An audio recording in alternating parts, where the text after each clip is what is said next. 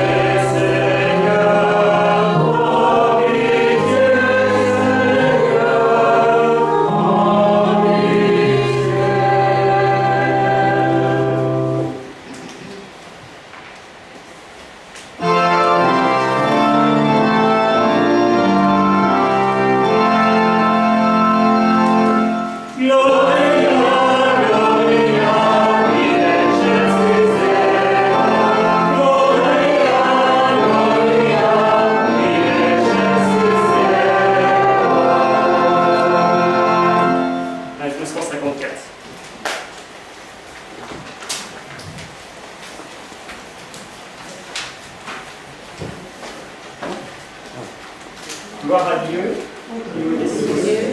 qui pèse la terre aux hommes de l'homme. Nous te louons, nous te bénissons, nous t'adorons, nous te glorifions, nous te rendons grâce de ton immense gloire. Seigneur Dieu, roi du ciel, Dieu le Père Tout-Puissant, Seigneur Fils unique Jésus-Christ, Seigneur Dieu, agneau de Dieu, le Fils du Père, toi qui enlèves le péché du monde, prends pitié de nous. Toi qui enlèves le péché du monde, reçois notre prière.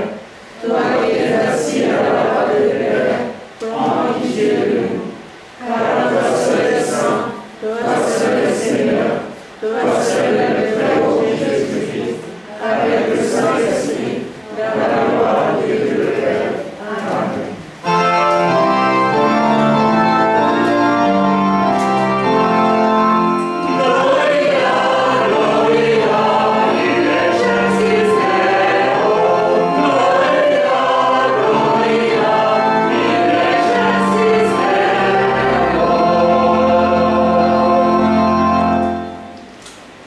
le Seigneur. Dieu puissant, de qui vient tout don parfait, enracine en nos cœurs l'amour de ton nom, resserre nos liens avec toi pour développer ce qui est bon en nous. Veille sur nous avec sollicitude pour protéger ce que tu as fait grandir. Nous le demandons par Jésus-Christ, ton Fils et notre Seigneur, lui qui vit et règne avec toi dans l'unité du Saint-Esprit, maintenant et pour les siècles des siècles. Amen.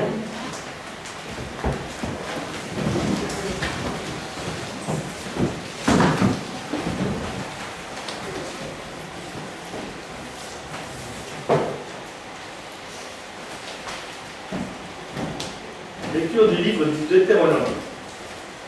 Moïse disait au peuple: Maintenant Israël, écoute les décrets et les ordonnances que je vous enseigne pour que vous les mettiez en pratique. Ainsi vous vivrez, vous entrerez pour en prendre possession dans le pays que vous donne le Seigneur, le Dieu de vos pères. Vous n'ajouterez rien à ce que je vous ordonne, et vous n'y enlèverez rien, mais vous garderez les commandements du Seigneur votre Dieu, tels que je vous les prescris. Vous les garderez, vous les mettrez en pratique, ils seront votre sagesse et votre intelligence aux yeux de tous les peuples. Quand ceux-ci entendront parler de tous ces décrets, ils s'écrieront: Il n'y a pas un peuple sage et intelligent comme cette grande nation. Quelle est en effet la grande nation dont les dieux soient aussi proches que le Seigneur notre Dieu est proche de nous chaque fois que nous l'invoquons? Et quelle est la grande nation dont les décrets et les ordonnances soient aussi justes que toute cette loi que je vous donne aujourd'hui? Parole du Seigneur.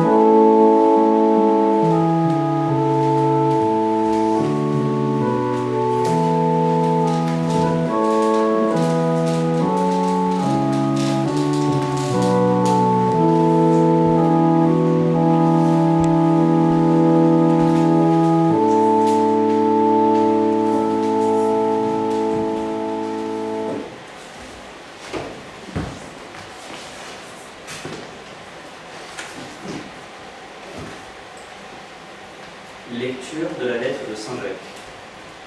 Mes frères bien-aimés, les présents les meilleurs, les dons parfaits proviennent tous d'en haut. Ils descendent d'auprès du Père des Lumières, lui qui n'est pas, comme les autres, sujet au mouvement périodique ni aux éclipses. il a voulu nous engendrer par sa parole de vérité pour faire de nous comme les prémices de toutes ses créatures. Accueillez dans la douceur la parole semée en vous. C'est elle qui peut sauver vos âmes. Mettez la parole en pratique. Ne vous contentez pas de l'écouter. Ce serait vous faire illusion devant Dieu notre Père. Un comportement religieux, pur et sans souillure, c'est de visiter les orphelins et les veuves dans leur détresse, de se garder sans tâche au milieu du monde. Parole du Seigneur.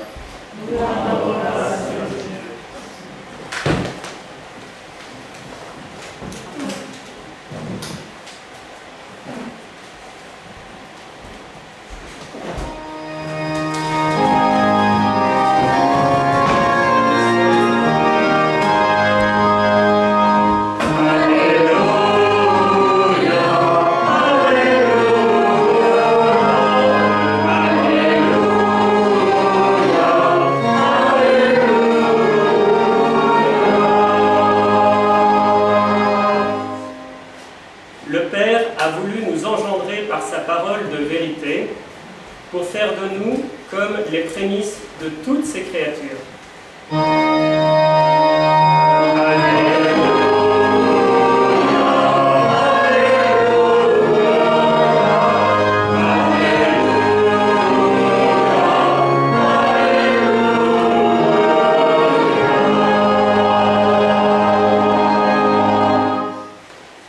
Le Seigneur soit avec vous. Et avec votre esprit. Proclamation de la bonne nouvelle de Jésus-Christ selon saint Marc. Gloire à toi, Seigneur.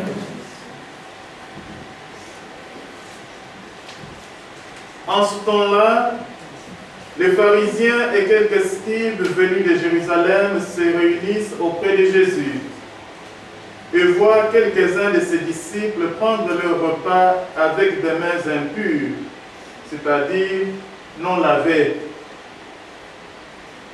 Les pharisiens, en effet, comme tous les juifs, se lavent toujours soigneusement les mains avant de manger, par attachement à la tradition des anciens. Et au retour du marché, ils ne mangent pas avant de s'être aspergés d'eau. Et ils sont attachés encore par tradition à beaucoup d'autres pratiques, lavage des coupes, des carafes et des plats. Alors les pharisiens et les scribes demandèrent à Jésus, « Pourquoi tes disciples ne suivent-ils pas la tradition des anciens? Ils prennent leur repas avec des mains impures. » Jésus leur répondit, « Isaïe a bien prophétisé à votre sujet, hypocrite. Ainsi qu'il est écrit, « Ce peuple m'honore des lèvres, mais son cœur est loin de moi. C'est en vain qu'ils me rendent inculte. Les doctrines qu'ils enseignent ne sont que des préceptes humains. Vous aussi, vous laissez de côté le commandement de Dieu pour vous attacher à la tradition des hommes. » Appelant de nouveau la foule, il lui disait, « Écoutez-moi tous, et comprenez bien. Rien de ce qui est extérieur à l'homme et qui entre en lui ne peut le rendre impur. Mais ce qui sort de l'homme, voilà ce qui rend l'homme impur. » Il disait encore à ses disciples à l'écart de la foule, « C'est du dedans du cœur de l'homme que sortent les pensées perverses, inconduite, vol, meurtre, adultère, cupidité, méchanceté, fraude, débauche, envie, diffamation, orgueil et démesure. Tout ce mal vient du dedans et rend l'homme impur. » Frères et sœurs, acclamons la parole de Dieu. Louange à toi, Seigneur Jésus. Veuillez vous asseoir.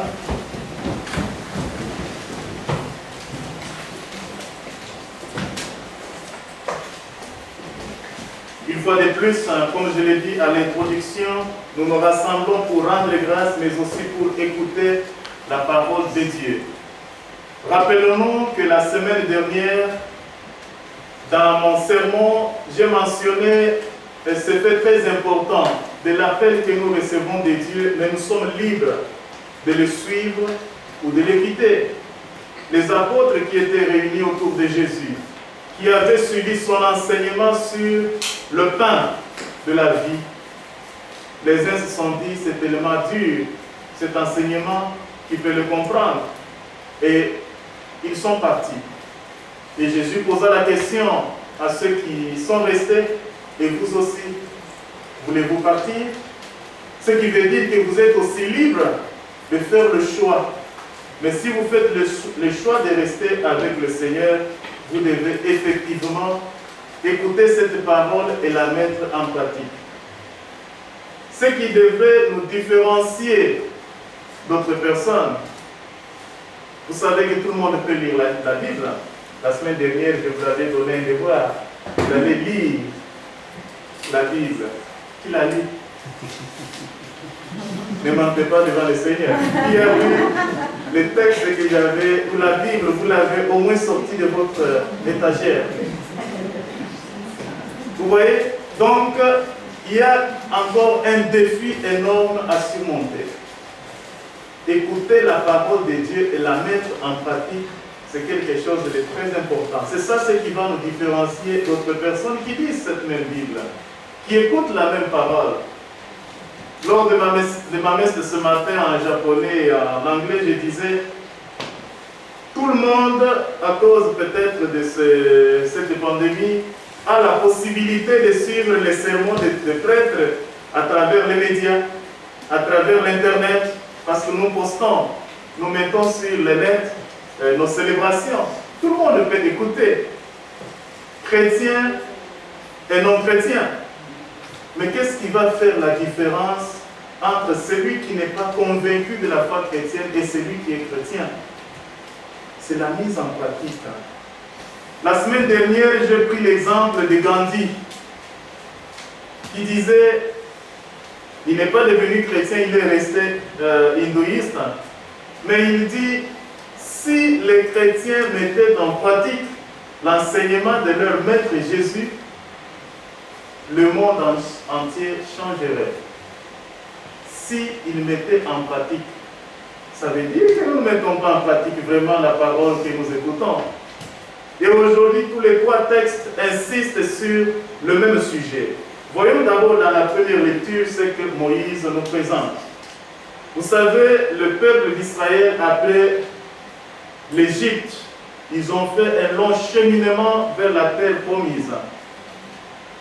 Quand ils étaient libérés, ils n'étaient pas encore très convaincus de l'identité de leur Dieu. Vous savez, nous sommes en Mésopotamie, nous sommes dans une culture qui a trop de religions. Vous avez les Égyptiens, vous avez beaucoup. Les Israélites ont accumulé au long des années les traditions d'autres religions. Et quand Moïse apparaît et leur dit, voilà, votre Dieu m'envoie pour vous sauver, ils ne se disent, ils ne se rendent pas encore compte de quel Dieu il s'agit. C'est au courant donc de cette marche que Moïse reçoit ce que nous appelons le décalogue. Au fait, en termes plus proches de l'hébreu, ce sont les paroles. Il reçoit les 10 paroles, qui sont au fait les paroles de l'alliance entre Dieu et son peuple, qui sont au fait l'intention première de Dieu envers le peuple qu'il vient de sauver de l'Égypte. Et Moïse leur dit, voilà, je vous présente ces paroles que nous traduisons plus tard par commandement de Dieu. N'y ajoutez rien, ni retrancher rien. Parfois nous oublions ce texte. Le Seigneur Jésus lui-même dira plus tard, je ne suis pas venu pour abolir la loi qui a existé avant moi. Il n'a pas ajouté, mais il a donné peut-être une nouvelle interprétation de cette loi. Et ça, c'est ce que nous faisons jusqu'aujourd'hui. Et cette parole reçue de Moïse, cette loi reçue de Moïse a 2 volets. L'amour de Dieu et l'amour du prochain. C'est cela que le Seigneur lui-même donnera comme commentaire parfait de la loi. Mais quand vous lisez la Bible, surtout l'Ancien Testament, vous vous rendrez compte, surtout avec le livre de Deutéronome, vous lisez le Lévitique, etc., il y a pas mal de préceptes, il y a pas mal de lois qui sont inscrites dans les textes et qui nous rendent parfois un peu perplexes. On ne sait plus, mais de quoi est-ce qu'il parle ici? Il y a plus ou moins 600 préceptes dans l'Ancien Testament. Nous partons des 10 commandements, des 10 paroles que Moïse a reçues de Dieu, n'est-ce pas? Tellement les prêcheurs, les spécialistes ont essayé de l'interpréter, nous en sommes arrivés à plus de 600. Ce qui fait que, du temps de Jésus, les gens sentaient que c'est devenu un fardeau d'observer tout cela. Pour être sauvé, il faut observer toutes ces... Alors Jésus dit, mais écoutez, qu'est-ce qui est le plus important dans la loi? C'est l'amour de Dieu et l'amour du prochain. Un point, c'est tout. Il a enlevé le gros fardeau qui pesait sur les épaules, sur les spirituels de ses contemporains. Réduire toute cette loi à l'essentiel.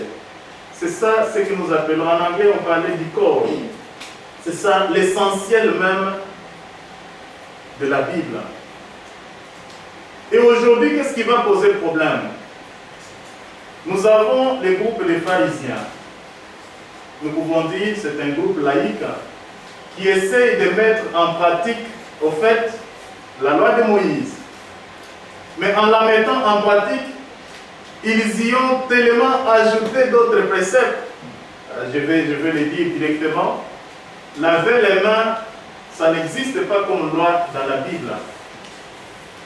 Ce sont des traditions qui ont été observées par les anciens.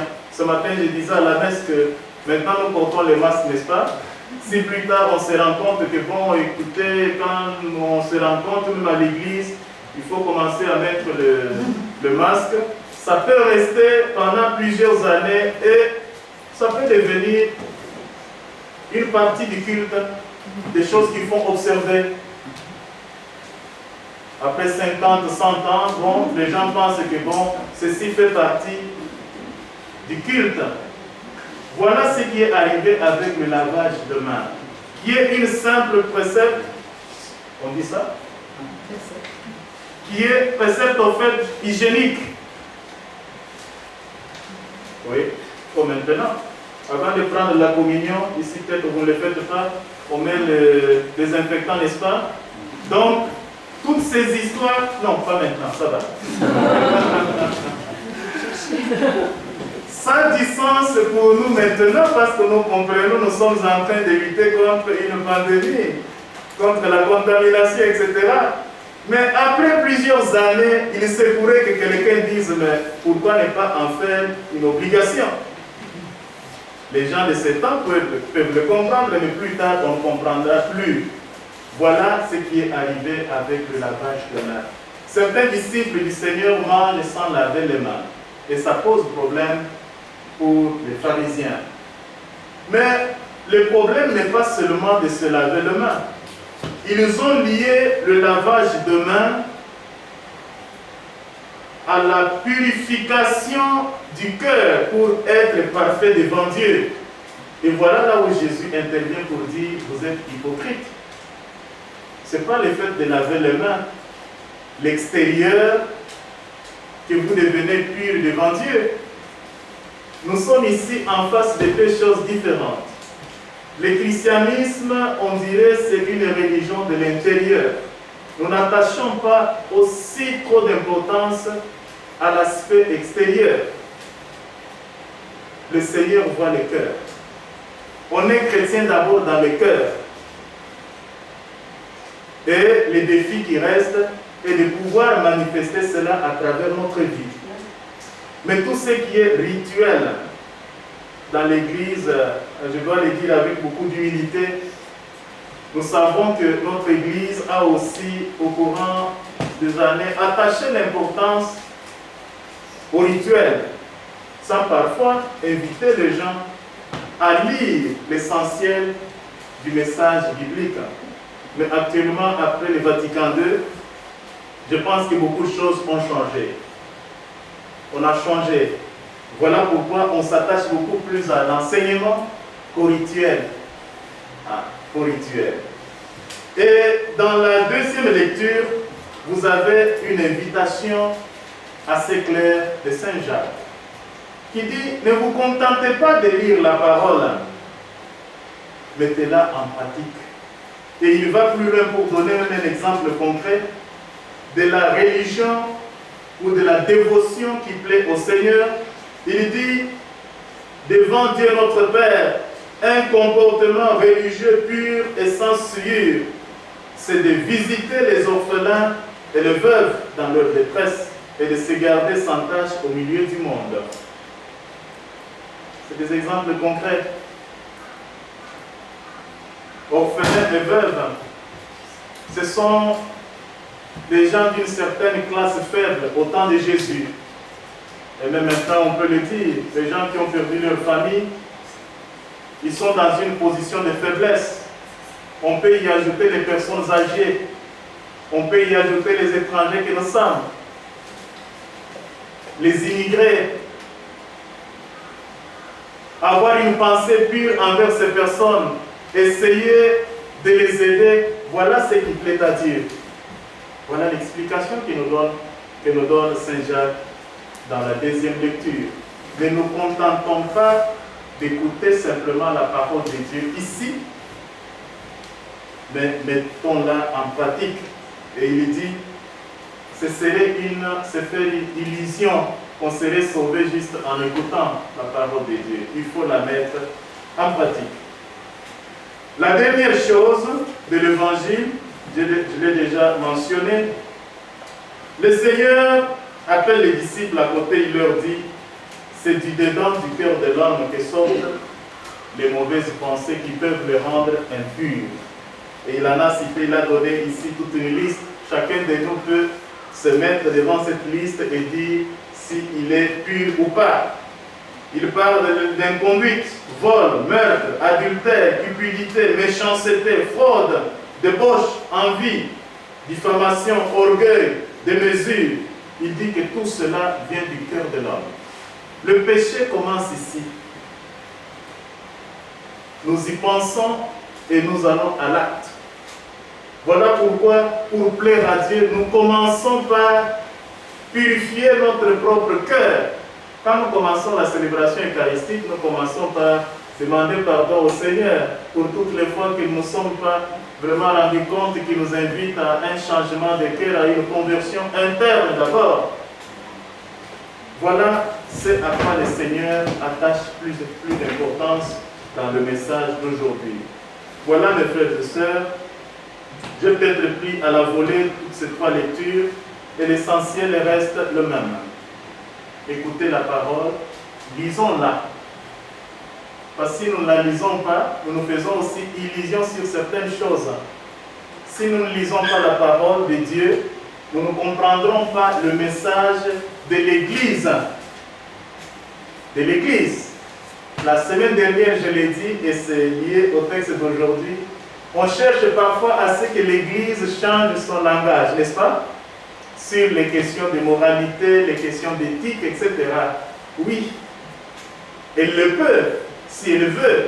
Mais si vous lisez les textes d'aujourd'hui qui disent « N'ajoutez rien, ne retranchez rien », vous comprenez pourquoi parfois, même si nous avons le Saint-Père est tellement ouvert sur certaines questions, voilà, avec un cœur très ouvert, l'Église l'est aussi, mais à certaines choses, ça prend du temps pour que l'Église puisse se prononcer.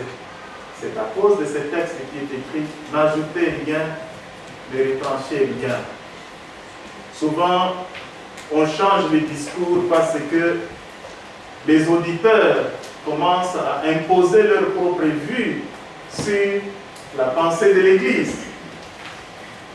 Et c'est vrai, l'Église ne serait pas passée, les papes François ne serait pas passé sur la question des homosexualités, la question des mariages, etc. si ça ne posait pas problème au niveau de ceux qui nous écoutent. Donc ne poussons pas l'Église à ajouter des choses qui n'existent pas dans la loi de Dieu. Et toute loi que l'Église vous donne ou nous donne, nous devons toujours la mesurer à travers les deux volets que je vous ai donnés. Est-ce que cette loi, ces commandements, ces préceptes obéissent à l'amour de Dieu et l'amour du prochain? Si ces deux sont respectés, ça vient de Dieu. Mais si ça va à l'encontre de ces deux, là on peut se poser des questions. Nous allons nous mettre debout maintenant pour professer notre foi, renouveler cette foi en la parole de Dieu qui est Jésus-Christ. Je crois en Dieu, le Père Tout-Puissant, Créateur du ciel et de la terre, et en Jésus-Christ, son Fils unique, notre Seigneur, qui a été conçu du Saint-Esprit, né de la Vierge Marie, a souffert sous Ponce Pilate, a été crucifié, est mort et a été enseveli, est descendu aux enfers, le troisième jour est ressuscité des morts, est monté aux cieux, est assis à la droite de Dieu le Père Tout-Puissant, d'où il viendra juger les vivants et les morts. Je crois dans l'Esprit Saint, à la Sainte Église catholique, à la communion des saints, à la rémission des péchés, à la résurrection de la chair et à la vie éternelle. Amen. Présentons maintenant au Seigneur notre Dieu parce que nous savons qu'il est proche de nous et qu'il écoute nos prières. Nous lui présentons nos intentions.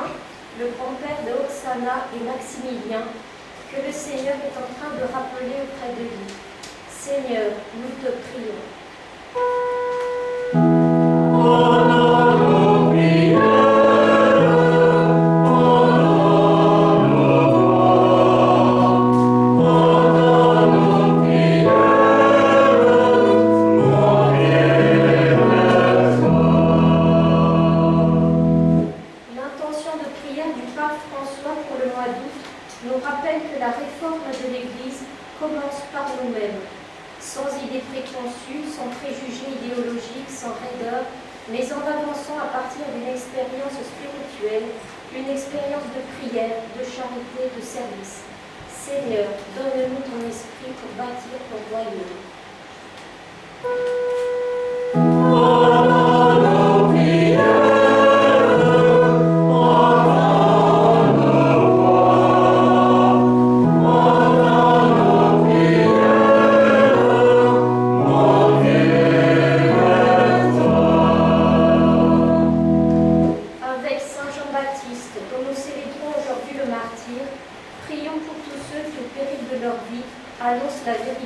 l'Évangile. Seigneur, nous te prions.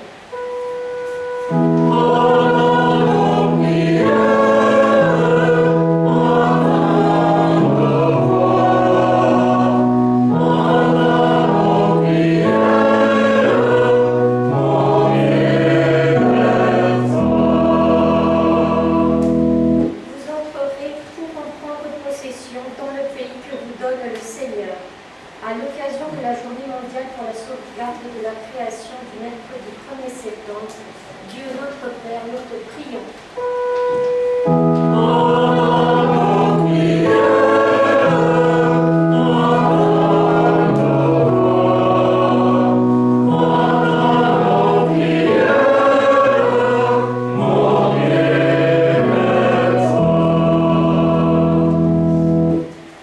Ô Christ, toi la bonne nouvelle pour les habitants de la terre, particulièrement pour les éprouvés, écoute nos prières, toi qui règnes pour les siècles des siècles. Amen.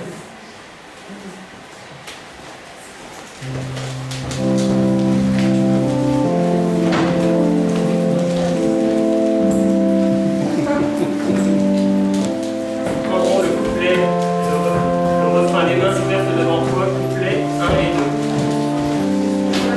Sur la feuille.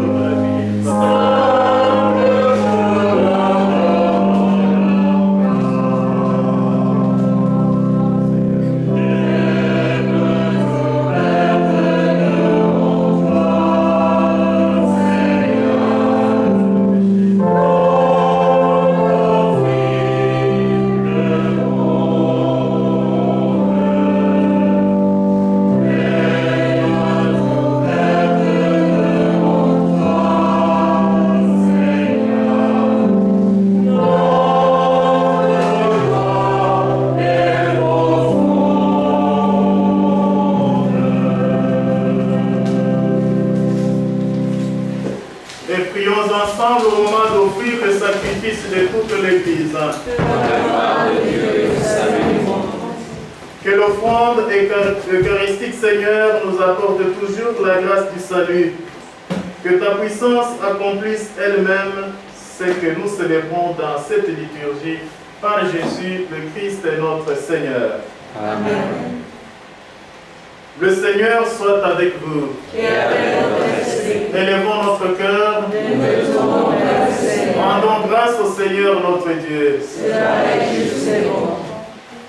Vraiment, il est juste, il est bon de te rendre gloire, de t'offrir notre action de grâce toujours et en tout lieu. À toi, Père très saint, Dieu éternel et tout-puissant. Dans ta bonté, tu as créé l'homme, et comme il avait mérité la condamnation, tu l'as racheté dans ta miséricorde, par le Christ, notre Seigneur. C'est par lui que les anges célèbrent ta grandeur, que les esprits bienheureux adorent ta gloire, que s'inclinent devant toi les puissances d'en haut, et tressaillent d'une même allégresse les innombrables créatures des cieux. À leur hymne de louange, laisse-nous joindre nos voix pour chanter et proclamer.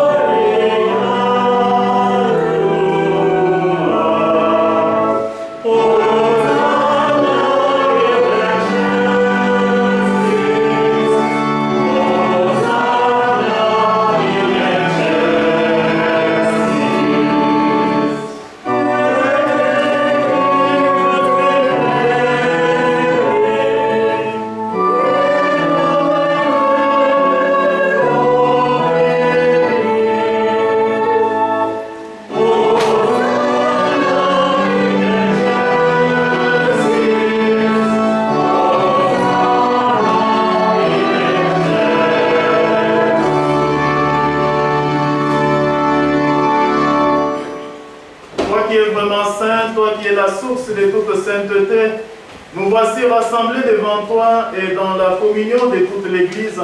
En ces premiers jours de la semaine, nous célébrons le jour où le Christ est ressuscité d'entre les morts, par lui que tu as élevé à ta droite, Dieu notre Père, nous te supplions. Sanctifie ces offrandes, en répandant sur elles ton esprit, qu'elles deviennent pour nous le corps et le sang de Jésus, le Christ, notre Seigneur. Au moment d'être livré et d'entrer librement dans sa passion, il prit le pain. Il rendit grâce, le rompit et le donna à ses disciples en disant « Prenez et mangez-en tous, ceci est mon corps livré pour vous. »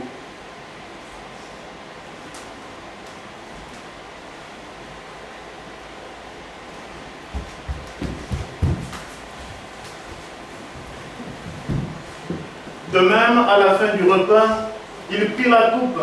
De nouveau, il rendit grâce et la donna à ses disciples en disant « Prenez et buvez-en tous, car ceci est la coupe de mon sang, le sang de l'alliance nouvelle et éternelle, qui sera versé pour vous et pour la multitude en rémission des péchés. Vous ferez cela en mémoire de moi. »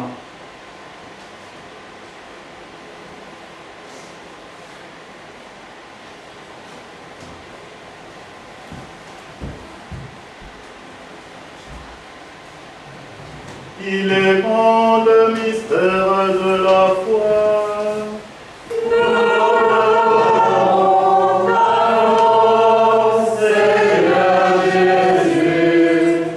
Nous célébrons ta résurrection. Nous attendons ta venue dans faisant ici mémoire de la mort et de la résurrection de ton Fils, nous t'offrons, Seigneur, le pain de la vie et la coupe du salut, et nous te rendons grâce car tu nous as choisis pour servir en ta présence. Humblement, nous te demandons qu'en ayant part au corps et au sang du Christ, nous soyons rassemblés par l'Esprit Saint en un seul corps. Souviens-toi, Seigneur, de ton Église répandue à travers le monde. Fais-la grandir dans ta charité avec le pape François, notre évêque Tarsis Kikuchi Isao et tous ceux qui ont la charge de ton peuple. Souviens-toi aussi de nos frères, nos sœurs qui se sont endormis dans l'espérance de la résurrection et de tous ceux de tous les hommes, toutes les femmes qui ont quitté cette vie, reçois-les dans ta lumière auprès de toi. Sur nous tous enfin, nous implorons ta bonté. Permets qu'avec la Vierge Marie, la bienheureuse Mère de Dieu, Saint Joseph son époux, avec les apôtres et les saints de tous les temps qui ont vécu dans ton amitié, nous ayons part à la vie éternelle et que nous chantions ta louange par Jésus, Christ, ton Fils bien-aimé.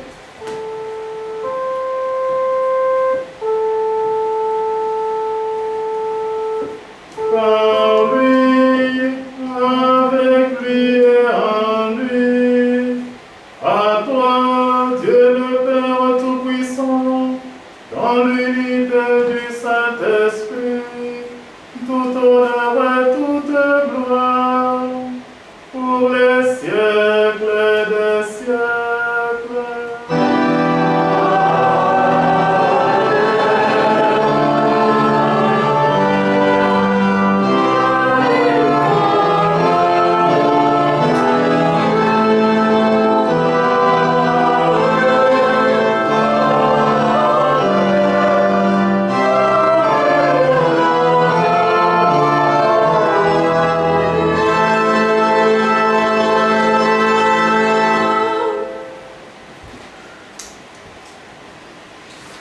Comme nous l'avons appris du Seigneur et selon son commandement, nous osons joindre nos voix et nos cœurs pour prier. Notre Père, qui es aux cieux, que ton nom soit sanctifié, que ton règne vienne, que ta volonté soit faite sur la terre comme au ciel. Donne-nous aujourd'hui notre pain de ce jour. Pardonne-nous nos offenses, comme nous pardonnons aussi à ceux qui nous ont offensés. Et ne nous laisse pas entrer en tentation, mais délivre-nous du mal. Délivre-nous de tout mal, Seigneur, et donne la paix à notre temps. Par ta miséricorde, libère-nous du péché. Rassure-nous devant les épreuves en cette vie où nous espérons le bonheur que tu promets et l'avènement de Jésus-Christ, notre Sauveur. Car c'est à toi qu'appartiennent le règne, la puissance et la gloire, pour les siècles des siècles. Amen. Prions pour la paix dans cette société, la paix dans le monde, la paix dans nos familles et dans nos communautés, la paix dans les cœurs.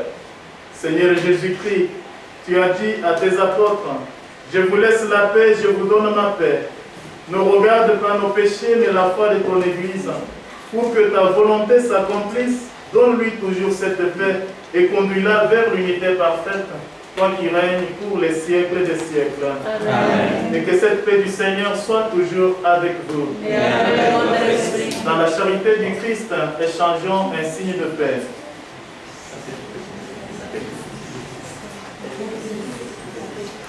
Amen.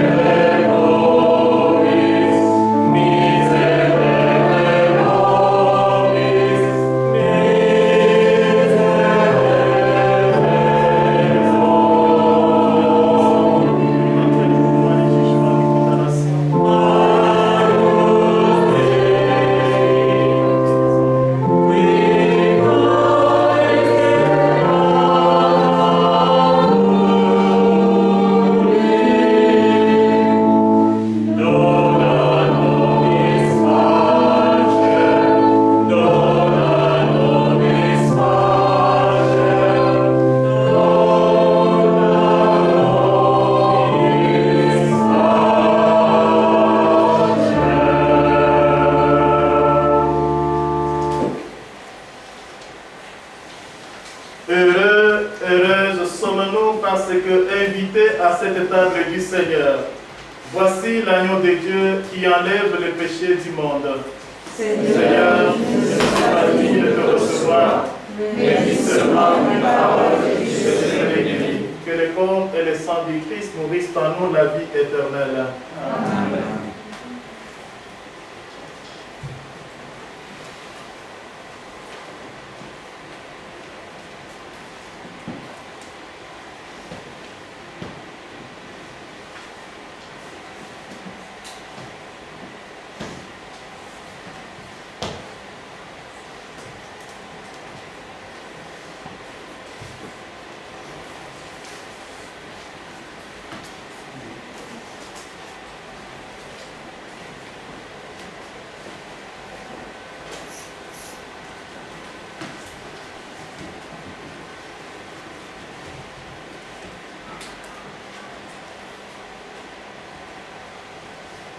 Le corps du Christ.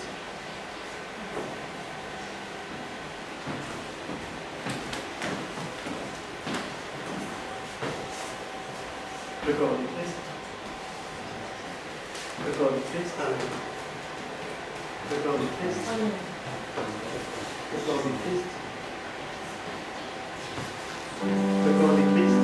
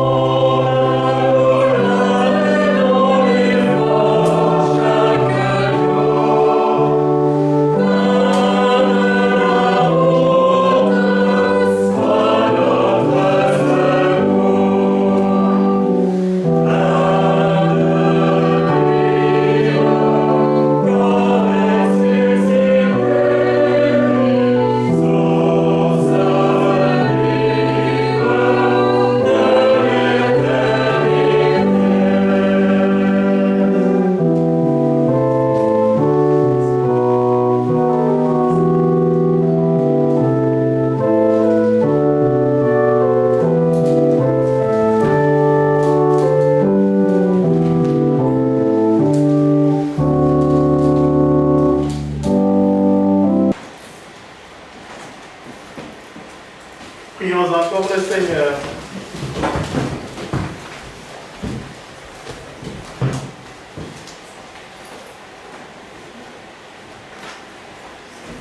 Rassasiés par le pain de la vie, nous te prions, Seigneur, que cette nourriture fortifie l'amour en nos cœurs et nous incite à te servir dans nos frères et sœurs. Nous le demandons par Jésus, le Christ, notre Seigneur. Amen. Veuillez vous asseoir. Quelques petites annonces. Donc à nouveau, merci pour honorer de consacrer encore du temps pour nous. Vous voyez, nous en avions, on nous en avait parlé, on a des ceremonies, rentre de vacances. Il a tout oublié ou ça allait? Merci beaucoup. Et voilà, nous allons recevoir la bénédiction. j'espère que le Père Pierre, les jésuites, pourra être là. Il a promis. Au mois de septembre, il y a déjà des demandes ici et là, surtout à la base militaire américaine où je rends des services comme aumônier. Donc on verra dans la mesure du possible si jamais il y a une ou l'autre personne qu'on peut proposer pour la continuation des services ici. Le Seigneur soit avec vous. Et avec votre esprit. Et que Dieu Tout-Puissant vous bénisse et vous garde, le Père, le Fils et le Saint-Esprit. Amen. Allez dans la paix du Christ et proclamez la bonne nouvelle de Dieu. Nous rendons grâce à Dieu. Bon dimanche à tous et à tout temps. Merci. Je